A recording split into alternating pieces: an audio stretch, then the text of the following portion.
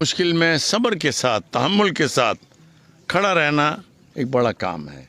और मैं देख रहा हूँ माशाल्लाह आप लोग बड़े सब्र और हौसले से इस गम को, इस परेशानी को बर्दाश्त कर रहे हैं।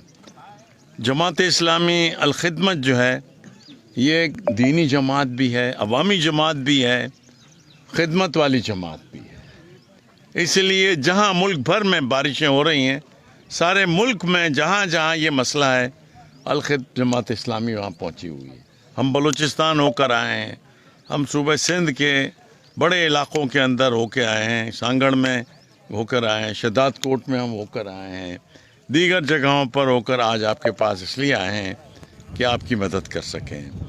खैमे हमारे दोस्तों ने पहले ही आपको पहुंचाए हुए हैं और मैं देख रहा हूं कि माशाल्लाह आपकी फैमिलीज़ जो हैं, आपके बच्चे इन खैमों में आ चुके हैं और अपनी ज़िंदगी गुजार रहे हैं।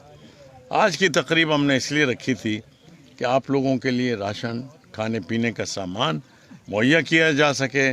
अल्हम्दुलिल्लाह ये जो हम आपको दे रहे हैं इसमें खाना पकाना, चाय और मामूल की तमाम चीज़ें इसके अंदर मौजूद हैं और मुझे उम्मीद है कि आप लोग सब्र और तहम्मुल से इसको। आखिर कब तक राज रहेगा धरती पर अंधियारों का, पाकिस्तान बचाने निकला लश्कर हम सालारों का।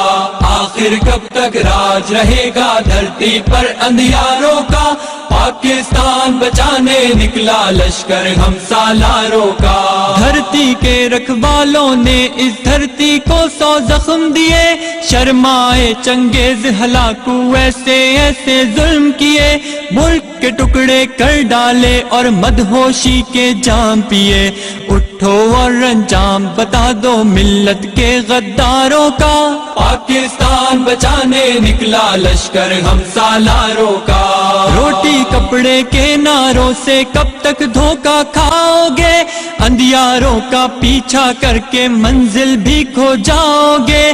जब तक ना इस्लाम हो नाफिज चैन कभी ना पाओगे, पाना है गर चैन तो बदलो रुख इन बहते धारों का, पाकिस्तान बचाने निकला लश्कर हम सालारों का। जुल्म तशद्दुद गुंडागर्दी की हर रीत को तोड़